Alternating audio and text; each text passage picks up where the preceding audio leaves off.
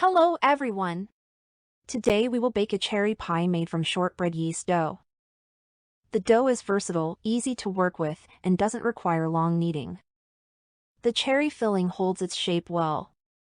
We'll make the dough in the evening and bake the pie the next day. For the dough, we need 320 g of flour, 120 milliliters of cold milk, 1 medium-sized egg, 60 g of sugar, 10 g of fresh yeast or 3 g of dry instant yeast, 90 of cold butter, cut into pieces, 2 teaspoons of vanilla sugar, 113 teaspoons of salt.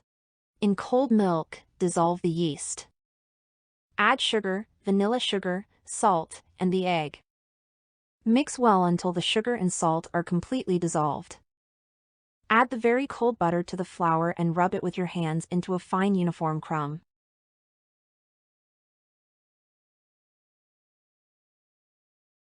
Pour in the liquid mixture and knead the dough. Mix until smooth. The dough will be soft and may stick to your hands a little. Sprinkle the board with flour, transfer the dough, and knead for 2 minutes until you get a smooth, soft lump of dough. If the dough sticks, you can add a little more flour.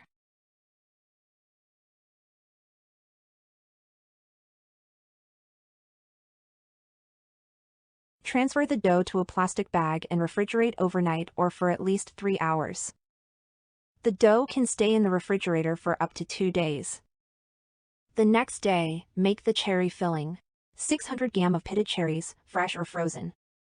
170 g of sugar. 45 of cornstarch. 5 tablespoons of water for the starch. 20 g of butter. Butter will make the filling more tender. Transfer the cherries to a pot, add sugar and butter, and place it on the stove. Heat, stirring, until the sugar and butter are completely dissolved. Dissolve the cornstarch in water and mix well. Pour into the cherries, bring to a boil while stirring constantly, and cook for another 1 to 2 minutes after thickening.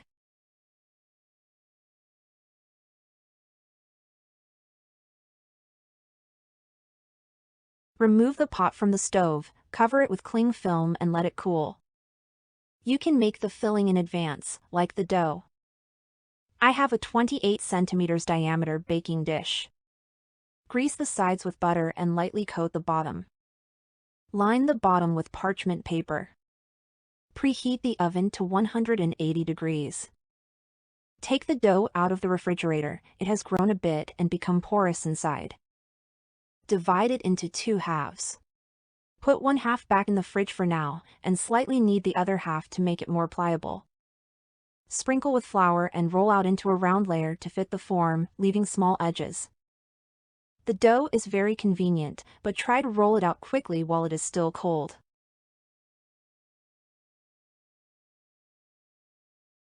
Transfer the dough to the baking form. Spread the filling evenly over the form.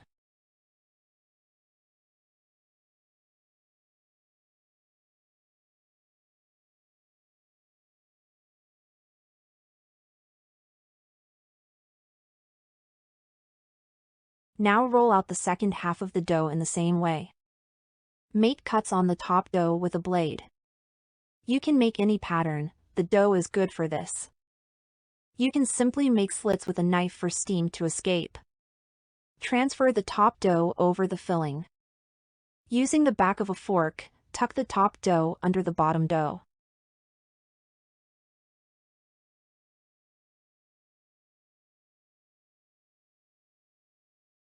Now beat an egg with half a tablespoon of milk and brush the pie.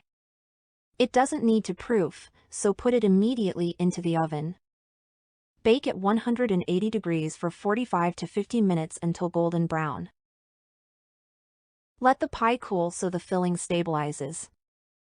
Remove from the form, transfer to a dish, and cut into pieces.